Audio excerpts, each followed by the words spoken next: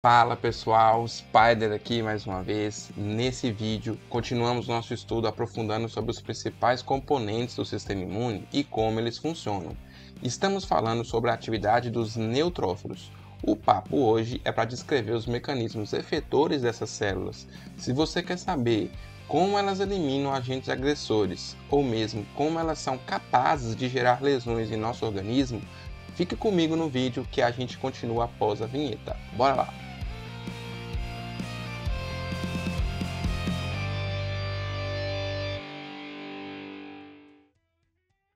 Muito bem, pessoal. Então, voltamos aqui a falar dos mecanismos efetores pelos quais os neutrófilos agem. Só que nesse vídeo vamos reforçar como que os mecanismos efetores dos neutrófilos têm um grande potencial lesivo para o nosso organismo, para os nossos tecidos. Então, vamos entender como que uma ativação exagerada dessas células tende a gerar lesões e complicar aí o meio onde está havendo uma resposta inflamatória, beleza? Vou tirar meu rostinho aqui para a gente poder explorar melhor essas imagens. Vamos lá. Bom, pessoal, a gente vai explorar basicamente essa imagem aqui, que mostra como os componentes liberados pelos neutrófilos podem gerar essas lesões. Então, a gente destaca aqui as enzimas proteolíticas, o óxido nítrico, as espécies reativas de oxigênio, nitrogênio, olha aqui, colagenase, gelatinase, elastase. Esses componentes dos grânulos que os neutrófilos têm podem naturalmente agir causando lesões. Então elas estão aqui, colagenase, gelatinase, elastase, hipoclorito, cloraminas. Os fagócitos, então, acabam podendo gerar lesão nos tecidos, porque durante a fagocitose, os fagócitos liberam essas hidrolases, como por exemplo, metaloproteinases, glicosidases, e essas enzimas têm capacidade de lesar fibras colágenas, fibras elásticas, glicosaminoglicanos da matriz celular. Então, esses componentes aqui vão sofrer naturalmente aí ação pelas substâncias produzidas pelos neutrófilos. A gente destaca ainda que os radicais livres de oxigênio, eles também conseguem vazar, digamos assim, por essas células e lesionar as células vizinhas, o tecido vizinho. E isso vai culminar, então, com um processo de lesão tecidual que pode, dependendo da concentração, ser em menor ou maior grau. E aqui, interpretando um pouco sobre o papel dessas substâncias, a gente pode dizer assim, que essas proteases que os neutrófilos liberam, elas geralmente são inibidas por enzimas chamadas de antiproteases, como por exemplo a alfa-1 antitripsina. Então, essas antiproteases têm a missão aí de evitar a ação das proteases elastases, colagenases, gelatinases. E aí, quando você tem esse mecanismo, você regula bem a ação então desse processo. Mas nós vamos ver aqui que existe uma inativação desses mecanismos inibitórios. Por exemplo, a alfa-2 microglobulina, ela é um inibidor de protease, no caso aqui a colagenase. Só que a elastase consegue inibir a alfa-2 microglobulina, permitindo a ação das colagenases, por exemplo. E aí a gente tem aqui gelatinases, colagenases, sendo secretadas de forma inativa, porém sendo ativadas na presença aí de hipoclorito e cloraminas, que muitas vezes vão ser liberados aqui por esses neutrófilos. Então, se eu junto o efeito dos radicais livres sobre essas enzimas que vão gerar destruição tecidual, naturalmente pode apresentar uma grande quantidade de lesões, como por exemplo na formação do pus, que a gente pode ver aqui nessa imagem, aqui abscessos. Então, aqui tem uma coleção de células mortas, de tecido extracelular bastante destruído, que evidentemente foi produzido pela ação dos mecanismos efetores que os neutrófilos produzem. Então aqui a gente pode ver essa imagem à esquerda, a estrutura de um pulmão sendo observado microscopicamente em nível histológico. Podemos ver aqui a estrutura alveolar dos septos interalveolares. Vamos comparar com a imagem da direita, Então tem a esquerda e a da direita aqui, e podemos observar basicamente uma perda desses septos interalveolares. O que está acontecendo aqui? A gente está vendo uma perda desses septos, então está tendo um rompimento de alvéolos, uma perda de área alveolar, porque se eu estou tendo diminuição aqui das paredes alveolares, eu estou tendo perda de área alveolar. Então a gente observa na imagem à direita, por exemplo, que você não tem mais essa grande delimitação observada, como na imagem da esquerda, dos espaços aéreos. Eles ficam muito dilatados aqui no enfisema. Então, o enfisema é uma doença causada, por exemplo, pelo uso crônico de cigarro, né, de tabaco. Então, o hábito tabagista está muito associado ao enfisema pulmonar, e uma das características é essa, né, a perda de espaço de área de troca gasosa. Os espaços aéreos vão ser diminuídos, principalmente porque alguns componentes do tabaco, por exemplo, estimulam a ativação da elastase, que vai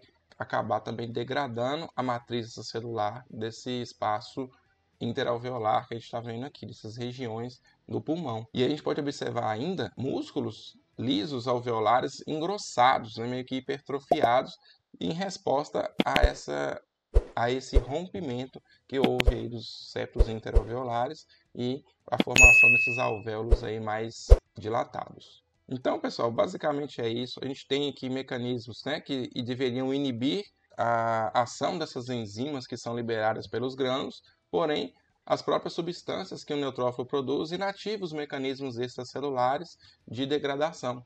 Então, dessa forma, vai prevalecer nos tecidos onde está ocorrendo esse processo inflamatório essas enzimas que têm capacidade de digerir o colágeno e naturalmente gerar lesões nesse local. Bom, para finalizar, pessoal, vou pôr um videozinho aqui, outro videozinho que eu fiz narrado aqui para a gente fechar a forma como o neutrófilo atua. Então, segue aqui comigo. Como funcionam os leucócitos? Os glóbulos brancos, ou leucócitos, são uma parte importante do sistema imune de nosso organismo. Os neutrófilos são um grupo especial de leucócitos que desempenham um papel extremamente importante na proteção do corpo contra infecções.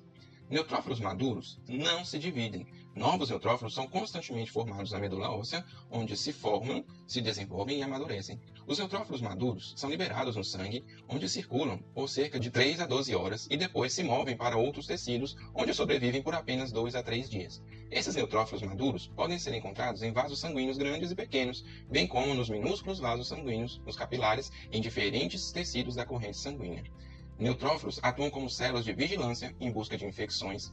Os neutrófilos podem perceber a presença de uma infecção por causa da liberação de substâncias químicas por bactérias. Ao detectar essas substâncias químicas, os neutrófilos desaceleram e começam a aderir às paredes dos vasos sanguíneos, que eles em seguida se espremem entre essas paredes dos vasos sanguíneos e entram no tecido infectado. O extravasamento de neutrófilos começa quando quimiocinas são liberadas pelas células do sistema imune em um local de lesão ou inflamação, ativando as células do endotélio dos capilares próximos para expressar as moléculas de adesão. Os neutrófilos respondem às moléculas de adesão expressando contrarreceptores que produzem uma interação fraca entre o neutrófilo e a parede endotelial.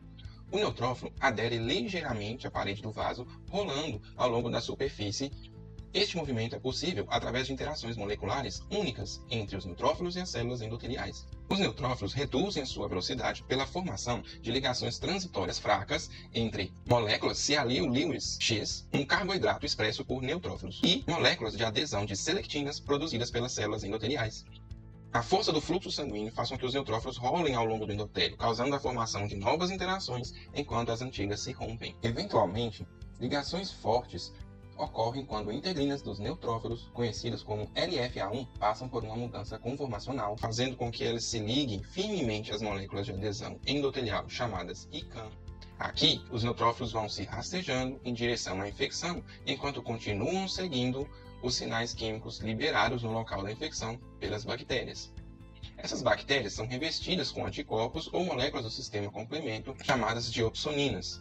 O neutrófilo, então, reconhece essas bactérias marcadas, englobam-na com seu corpo, prendendo essa bactéria em uma vesícula chamada fagossomo. O neutrófilo contém vesículas chamadas lisossomos, que estão cheias de enzimas digestivas e produtos químicos que podem eliminar bactérias. Essas vesículas, ou os lisossomos, então se combinam com os fagossomos, contendo as bactérias, e liberam suas substâncias, suas enzimas, que resultam na morte dessas bactérias dentro do neutrófilo. Uma vez que o neutrófilo cumpriu a sua missão de eliminar e digerir essas bactérias, ele reduz o seu tamanho e se fragmenta em pedaços menores que poderão ser reconhecidos por células vizinhas, por células fagocitárias, que então eliminarão esses corpos dos neutrófilos. Bom, pessoal, então, vídeo bem bacana. resume os principais aspectos da atuação dos neutrófilos na resposta imune, seus mecanismos envolvidos. Então, se você gostou, não esquece, curte o vídeo, isso me ajuda a entender o que vocês gostam mais aqui no canal, para que eu possa investir mais nesses pontos, beleza? Então, vamos finalizar a aula aqui, fazendo algumas atividades para tentar perceber aí o que a gente conseguiu aprender sobre a atuação dos neutrófilos. Então, tinha algumas perguntinhas deixadas no início da aula sobre neutrófilos e a gente vai respondê-las agora. Vamos lá. Então, tinha essa perguntinha aí. Neutrófilos liberam parará, 3 palavras, para capturar e matar patógenos. O que será que preenche isso daí? 3 palavrinhas nós vimos recentemente. Então, os neutrófilos liberam o quê? Eles basicamente foram 2 coisas que nós falamos que eles liberam tipicamente, que são as defensinas e as NETs. Então, eu acho que vai se enquadrar melhor aí, vai ser o quê? As NETs. Então, liberam NETs, que são as armadilhas extracelulares de neutrófilos, tá? Com a função de capturar e matar patógenos. Nesse outro, aqui a gente tem então verdadeiro ou falso. Os neutrófilos são células do sistema imune que desempenham um papel crucial na resposta a infecções por micro-organismos extracelulares. Pensa aí, 2 segundos. Verdadeiro. Os grandes alvos dos neutrófilos são os chamados MOECs, né? Então, os micro-organismos extracelulares. Bom, pessoal, então se você curtiu o vídeo, conseguiu acertar essas questõezinhas aqui, lembra, comenta, gostou da aula, gostou dessa revisada no final sobre os neutrófilos, curte o vídeo, compartilha com os amigos e se inscreve no canal, que nos próximos vídeos vamos começar a falar do outro fagócito que tem um papel tão importante ou talvez até mais importante do que os próprios neutrófilos, que são os macrófagos e os monócitos, beleza? Então, encontro vocês no próximo vídeo, até mais!